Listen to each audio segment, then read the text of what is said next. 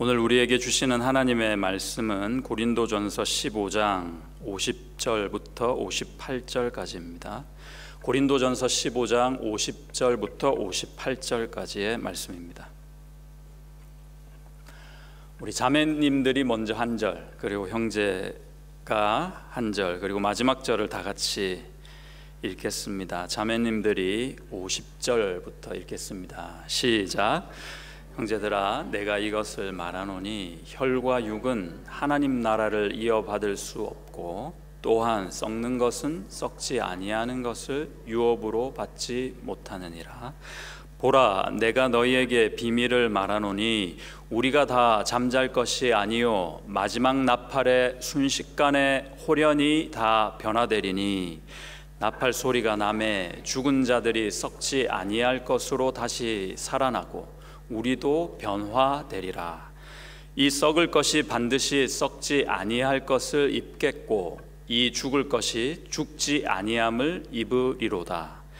이 썩을 것이 썩지 아니함을 입고 이 죽을 것이 죽지 아니함을 입을 때에는 사망을 삼키고 이기리라고 기록된 말씀이 이루어지리라. 사망아, 너의 승리가 어디 있느냐? 사망아, 내가 쏘는 것이 어디 있느냐? 사망이 쏘는 것은 죄요, 죄의 권능은 율법이라. 우리 주 예수 그리스도로 말미암아 우리에게 승리를 주시는 하나님께 감사하노니. 다 같이. 그러므로 내 사랑하는 형제들아, 견실하며 흔들리지 말고 항상 주의 일에 더욱 힘쓰는 자들이 되라. 이는 너희 수고가 주 안에서 헛되지 않은 줄 알미라. 아멘. 아침이라 그런지 좀 찌뿌둥하고 뭔가 이렇게 다운되는 듯한 느낌이 좀 듭니다. 우리 옆에 분들에게 간단하게 인사할까요? 굿모닝입니다. 이렇게 좋은 아침입니다. 감사한 주일 아침입니다. 할렐루야. 누구나 살면서요 좀 뭔가 아쉬워하면서 사는 게 정상입니다. 저는 농구를 참 좋아하는데요.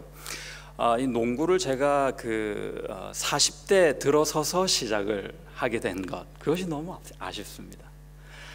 좀 일찍 시작했더라면 이 좋은 걸 조금만 일찍 시작했으면 얼마나 좋았을까 하는 생각입니다. 이제는 농구를 하려 치면은 마음은 여전히 원인데 무릎이 이렇게 배견하지 않습니다. 작년과 올해가 그렇게 다를 수가 없습니다. 나는 이렇게 계속 약해지다가 결국 죽게 될 것입니다. 그러나 그리 한스럽지도 않아도 되는 이유는 그 죽음이 끝이 아니기 때문이죠. 그 죽음 다음에 우리의 부활과 영생이 나를 기다리고 있다는 겁니다. 마지막 나팔 소리의 순식간에 라는 제목으로 주님의 말씀을 전하겠습니다. 고린도전서 15장은 오늘 우리의 본문을 포함해서 전체적으로 부활장이라고 불릴 만큼 부활에 대해서, 그 소망에 대해서 아주 구체적으로 잘 말씀해 주고 있습니다. 사실 사도 바울은요, 예수님의 부활이 없다, 예수님의 부활을 믿지 못하겠다 하는 그런 사람들에게 논증하다시피 이 고린도전서 15장을 잘 써내려가고 있습니다. 아니, 너희가 그렇게 못 믿겠으면 그 부활을 직접 목격한 사람, 증인들이 500명이 훨씬 넘으니 그 대다수가 지금도 살아있으니 가서 한번 만나보라고, 물어보라고, 사실인지 아닌지.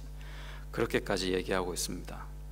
15장 4절에서 6절을 보시면, 장사 지낸 바 되셨다가 성경대로 사흘 만에 다시 살아나사 게바에게 보이시고, 게바는 베드로죠. 후에 12 제자에게와 그 후에 500여 형제에게 일시에 보이셨나니, 그 중에 지금까지 대다수는 여전히 살아있고 어떤 사람은 잠들었으며 그랬습니다.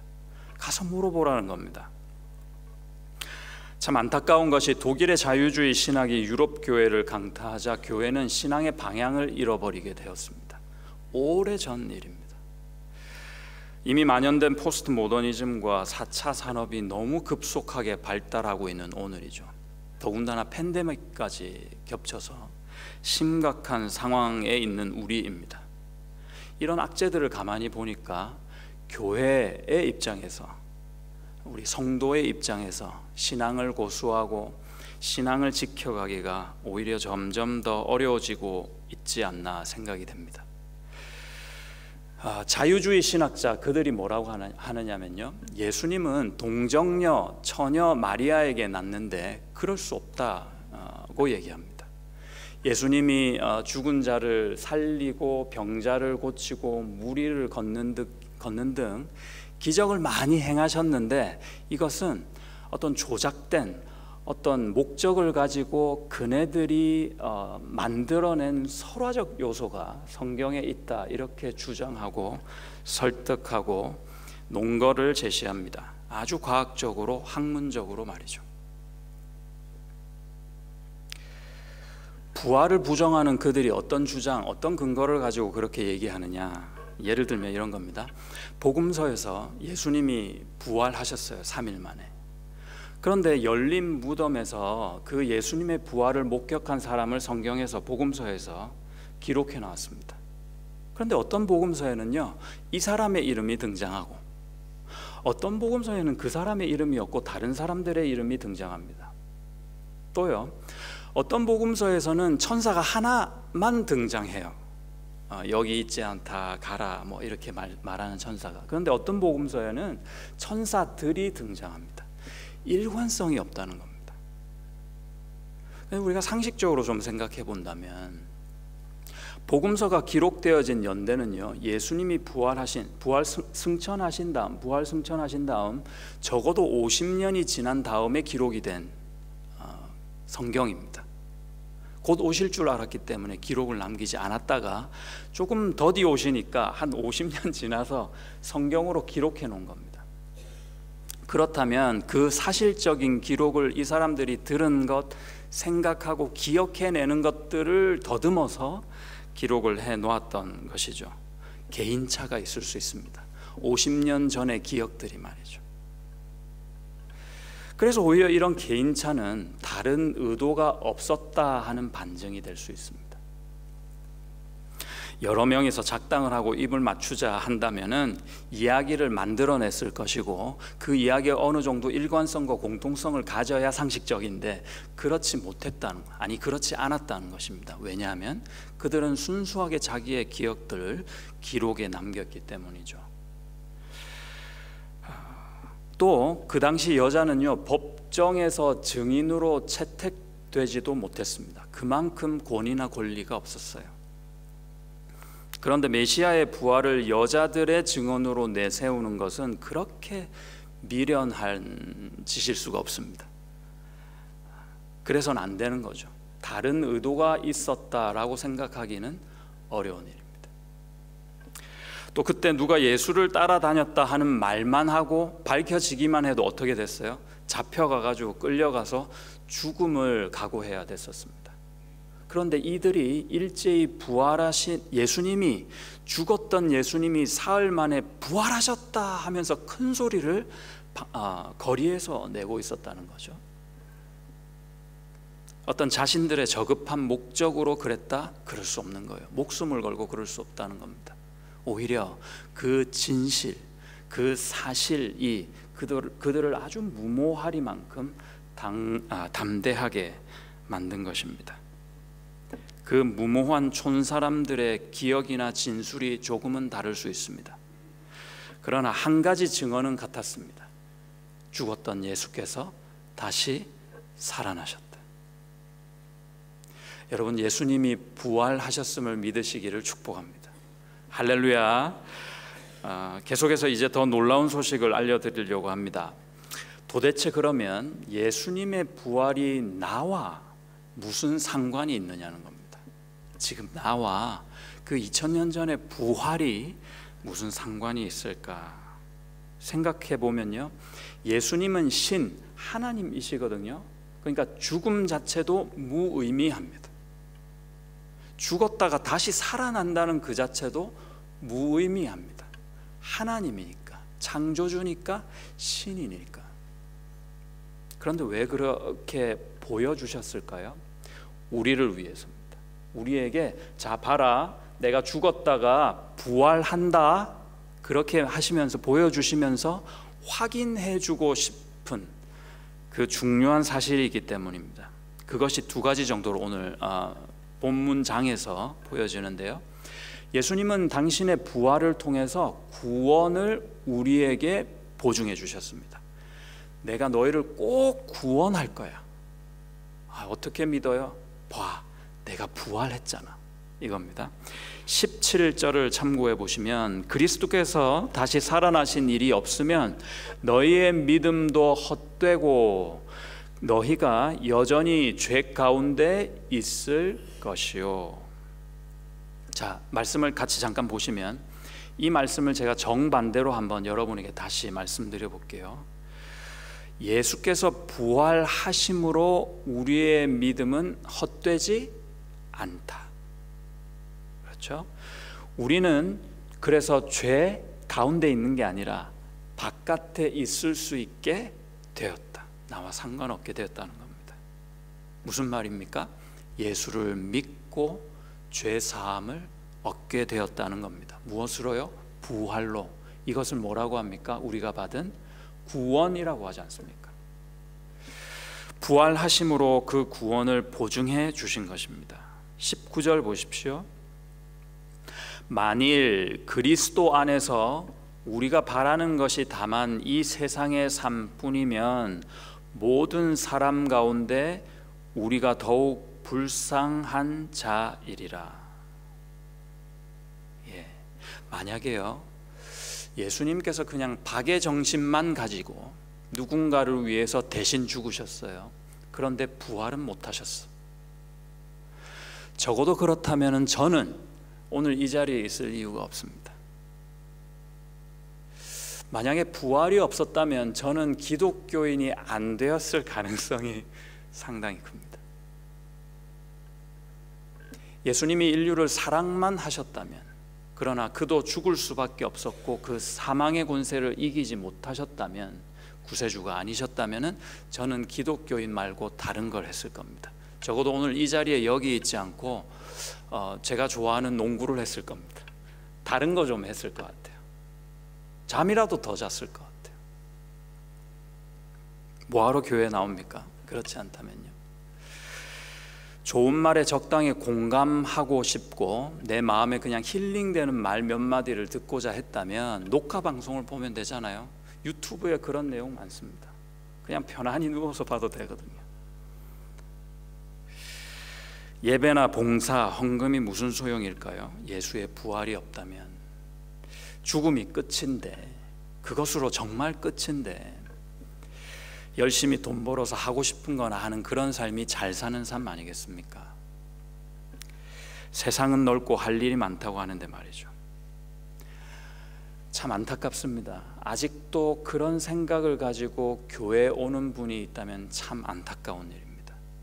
적당한 종교생활, 취미생활 정도로 교회에 출석하는 분이 만약 계시다면 참 안타까운 일입니다.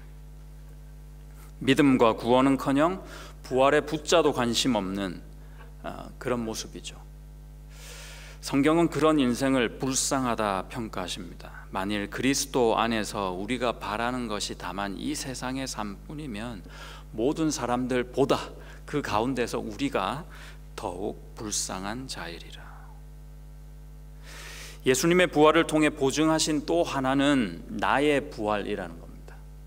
예수님이 부활하셨어요. 그런데 그 부활을 통해서 내가 부활하게 되겠구나 하는 것을 확인시켜 주셨다는 겁니다. 20절 참고해 보시면, 그러나 이제 그리스도께서 죽은 자 가운데서 다시 살아나사 잠자는 자들의 첫 열매가 되셨도다 그랬습니다. 예수님이 부활하시고 그 예수님이 처음으로 첫 열매로 그렇게 보여주셨다는 거거든요. 첫 열매다 하셨으니 두 번째 열매도 있을 겁니다. 10번째 열매도 있고요, 100번째 열매도 있고 1000번째, 10,000번째, 억번째 열매도 있을 겁니다. 그 다음 열매들이 다 누굽니까? 바로 성도인 우리들입니다. 예수를 믿는 사람.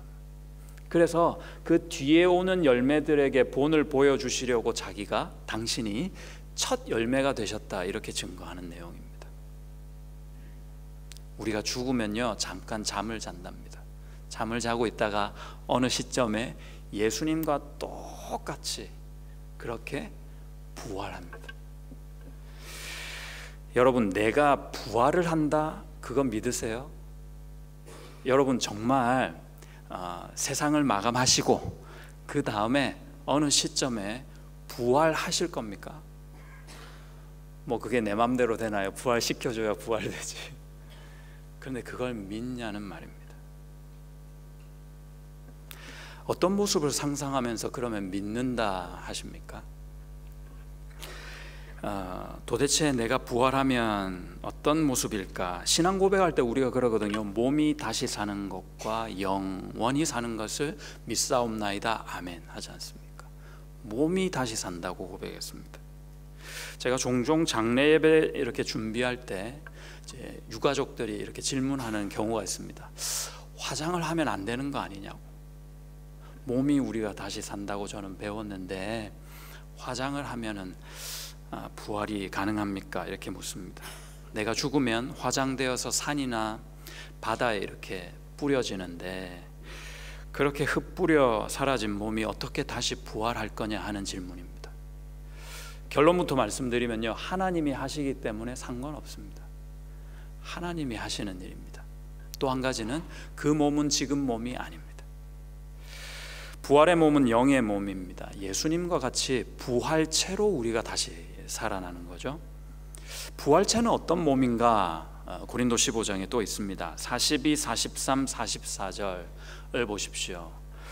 한번 같이 읽겠습니다. 42, 43, 44. 내 몸이 이렇게 될 거다 생각하시고 한번 큰 소리로 읽겠습니다. 시작. 죽은 자의 부활도 그와 같으니 썩을 것으로 심고 썩지 아니할 것으로 다시 살아나며 욕된 것으로 심고 영광스러운 것으로 다시 살아나며 약한 것으로 심고 강한 것으로 다시 살아나며 육의 몸으로 심고 신령한 몸으로 다시 살아나나니 육의 몸이 있은즉 또 영의 몸도 있느니라. 아멘. 어떤 몸이랍니까? 첫 번째, 썩지 않을 몸이랍니다. 그리고 욕이 되는 몸이 아니라 영광스러운 몸. 그게 어떤 몸인지 저는 잘 모르겠습니다. 세 번째는 딱 와닿습니다. 강한 몸. 강한 몸, 약하지 않아요. 강한 몸입니다. 네 번째는 신령한 몸입니다. 우리 몸, 영의 몸이 이런 몸이라는 겁니다. 예수님의 몸이 그러셨거든요. 나의 몸도 이런 몸으로 다시 부활할 것입니다. 여러분, 저는요 이 몸을 꼭 입고 싶습니다.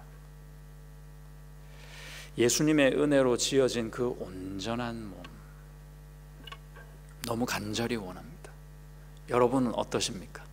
오늘 이 말씀을 이렇게 또 다시 이렇게 읽어보니까 좀 새삼 놀랍지 않으십니까?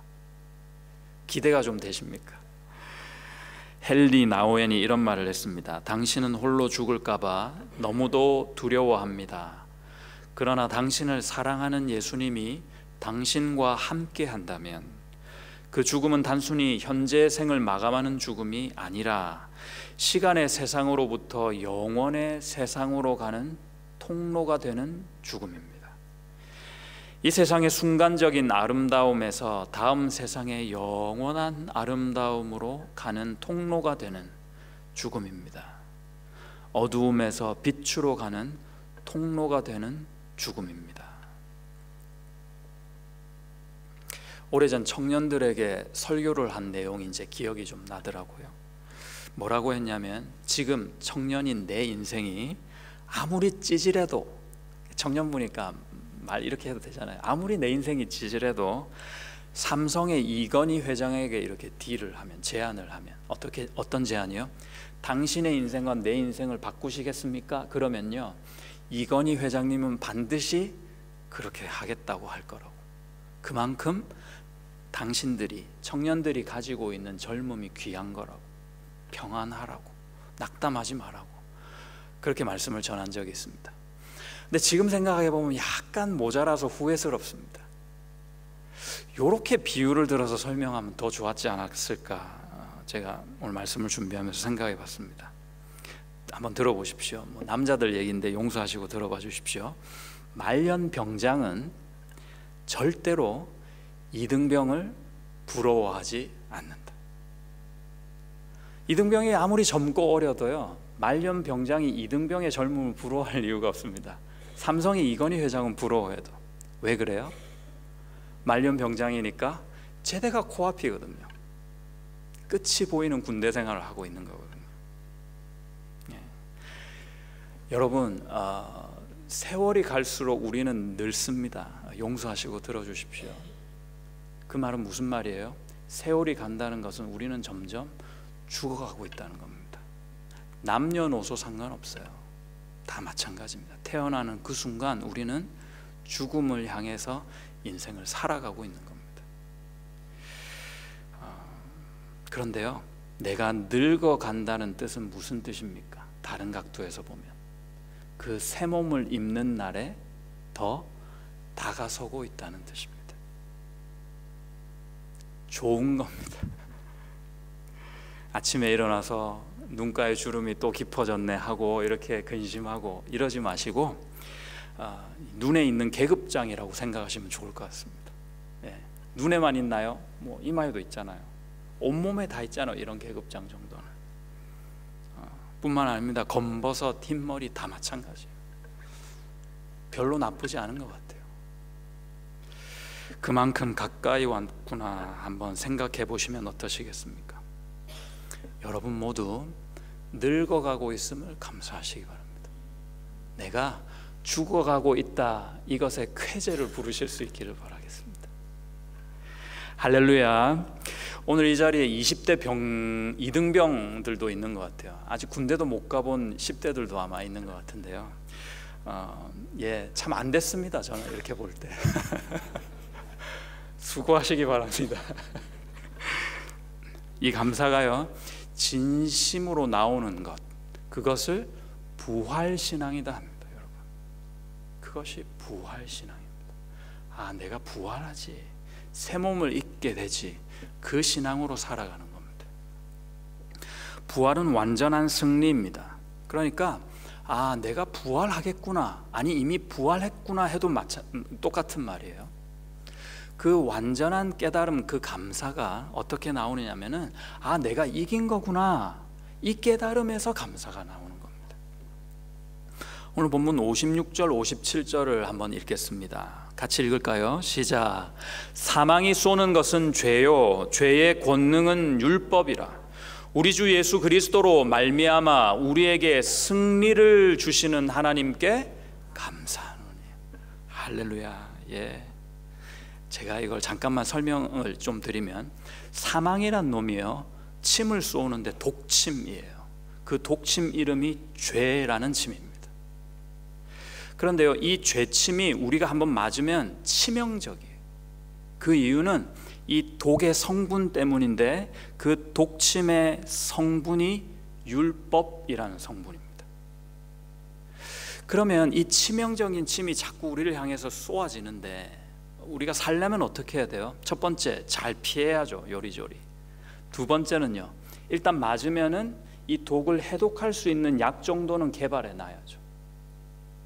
가장 확실한 방법을 알려드릴게요. 뭐냐면은 그 독침을 막 쏘고 있는 그놈을 제압해 버리면 됩니다. 더 이상 못 쏘게. 여러분, 이 죽음 권세 사망을 우리 주님이 제압하셨어요. 예수님만이 그 사망 권세를 제압하실 수 있는 분이셨습니다. 그것이 부활입니다. 그것이 그 제압하셨다라는 것에 그 사실의 증거가 되는 것이죠. 고린도전서 15장 26절 보시면, 맨 나중에 멸망받을 원수는 사망이니라.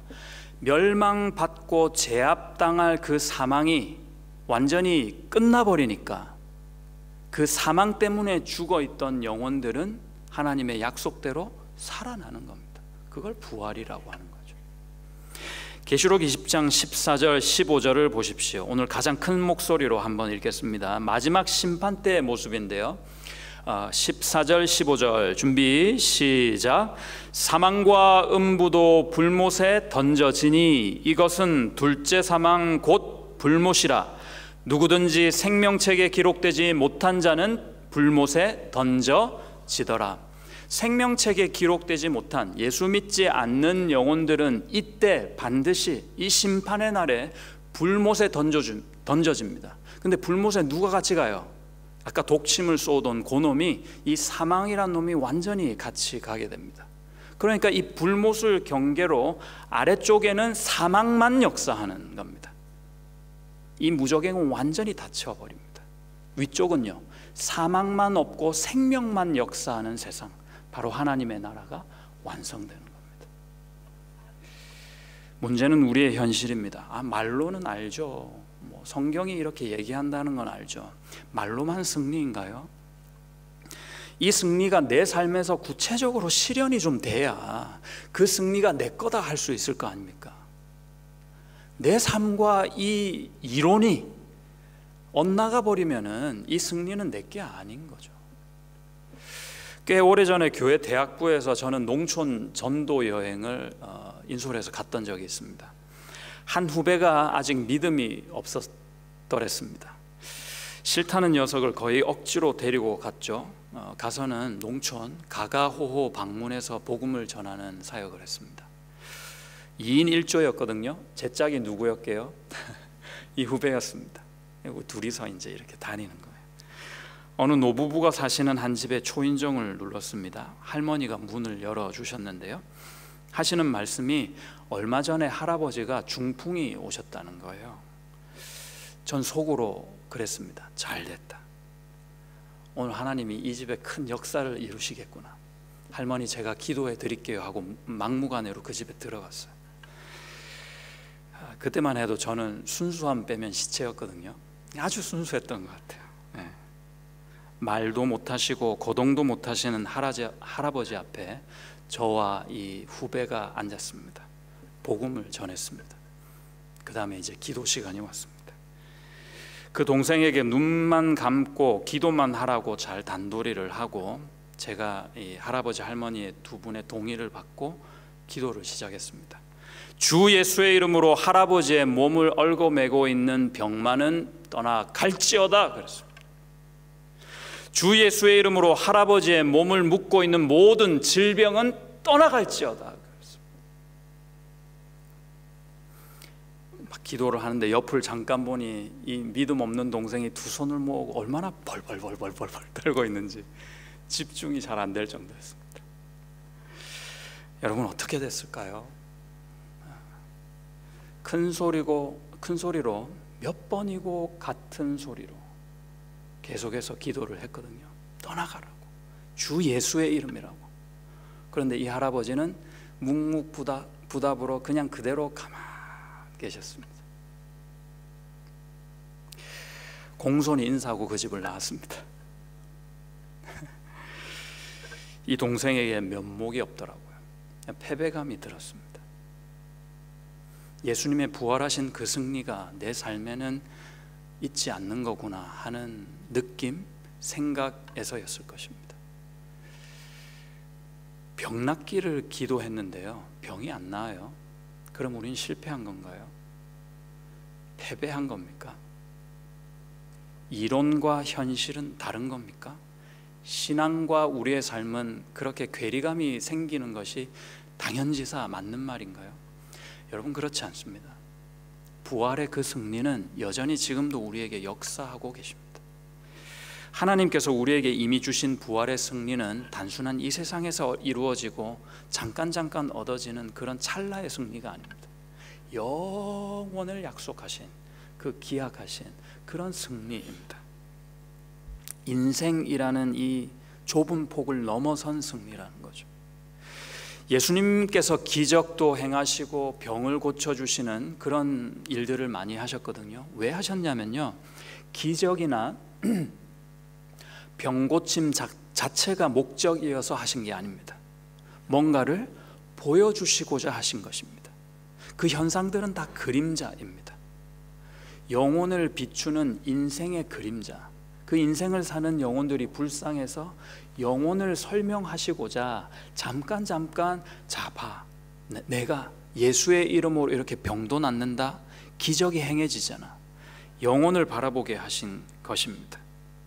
그 예수님께서 결국 십자가를 나대신 지심으로 그 승리를 완전히 보증해 주신 겁니다. 100% 완료시켜 버리신 겁니다. 이 승리는 작은 세상의 더 작은 일들로 가늠할 수 있는 차원이 아닙니다. 영혼의 궁극적인 승리인 것입니다. 예를 들어서요, 저하고 가수 조용필 씨가 노래방에 갔어요. 노래방에 갔더니 어떻게 하다가 제가 열심히 불렀더니 조용필 씨보다 5점이 높아요. 노래방 점수가. 조용필 씨가 5점이 낮아요. 그렇다고 해서 가수 조용필 씨가 저보다 못한 가수다, 저는 가수도 아닌데요 라고 하는 것은 말이 안 되죠. 차원이 다른 겁니다. 노래방에서야 점수는 그렇게 나올 수 있죠. 그러나 음악의 세계에서 그 조용필과 아무개가 무슨 말입니까? 말도 안 되죠. 마찬가지입니다. 주께서 이미 우리에게 허락하신 그 부활의 승리는 우리 인생에 잠깐 얻어질 수 있는 좋은 것들에 비할 수가 없는 겁니다. 주님께서 우리에게 주신 승리는 영원한 승리요 훨씬 더 크고 깊은 영혼의 구원입니다. 베드로전서 1장 8절과 9절을 보십시오. 예수를 너희가 보지 못하였으나 사랑하는도다. 이제도 보지 못하나 믿고 말할 수 없는 영광스러운 즐거움으로 기뻐하니. 9절 같이 읽을까요? 시작. 믿음의 결국 곧 영혼의 구원을 받음이라. 믿음의 결국은 병 낫는 거 아닙니다. 믿음의 결국은 문제 해결이 아닙니다. 믿음의 결국은 이 세상 그냥 잘 살고 사랑하는 사람과 함께 있는 그런 행복을 얘기하지 않습니다. 구원과 비교될 수가 없는 겁니다. 믿음의 결국 곧 영혼의 구원을 받음이라. 건강하든지 아프든지 기도에 응답이 있든지 그렇지 못하든지 살든지 죽든지 계속 이렇게 한번 선포해 보는 거죠. 아, 믿음의 결국은 내 영혼의 구원이라. 예수님은 부활하셨다. 고로 나도 부활한다. 그 뜻이 하늘에서 이루어진 것 같이 땅에서도 이루어지는 그 기적을 여러분은 반드시 체험하게 될 것입니다. 믿음으로 선포하면 말이죠. 그냥 꿍 하고 계시지 마세요. 그거 믿음 아니에요. 그냥 생각입니다.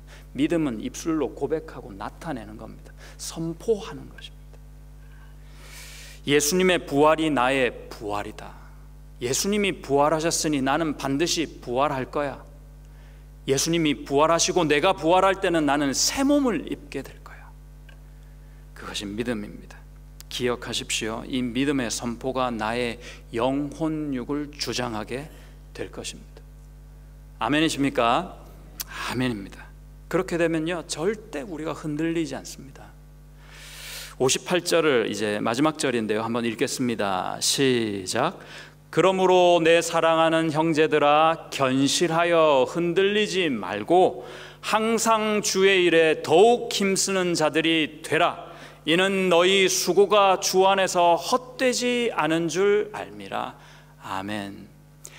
우리 중에 감동이 있는 분도 있고요, 이 말씀에 참 위로가 되고 감동이 있는 분들도 계실 겁니다. 죄송하지만 위로가 되는 분은 왜 위로가 되세요? 이렇게 말씀하셨기 때문입니다. 너희 수고가 헛된 게 아니야. 주님을 위해서 어떤 수고든 가정에서, 교회에서, 직장에서, 내 삶의 부분에서 하고 계신 분들은 이 말씀처럼 위로가 되는 말씀은 없습니다. 아, 헛되지 않구나. 주님이 기억하고 계시구나. 여러분, 마지막으로 제가 짧은 도전을 드리려고 합니다.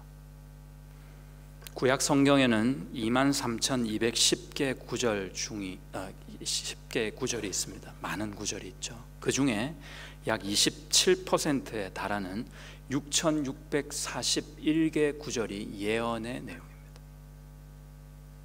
놀라운 것은 그 예언의 모든 말씀이 100% 완전히 성취되었습니다. 이미. 신약은요 7914개 구절 중에 1711개 구절이 예언의 내용입니다. 놀랍게도 이 구절 중에 대부분 성취된 예언이 있습니다. 하지만 성취돼야 할 예언이 아직 남아 있습니다. 그 대부분은 구원이요, 그 대부분은 재림입니다. 예수께서 다시 오신다는 예언입니다. 구약의 모든 성경의 말씀들이 100% 완전하게 성취되었다는 것을 감안할 때 여러분, 이 신약에서 약속되어진 말씀은 어떻게 될까요? 100% 완전히 성취될 겁니다. 반드시 이루어집니다.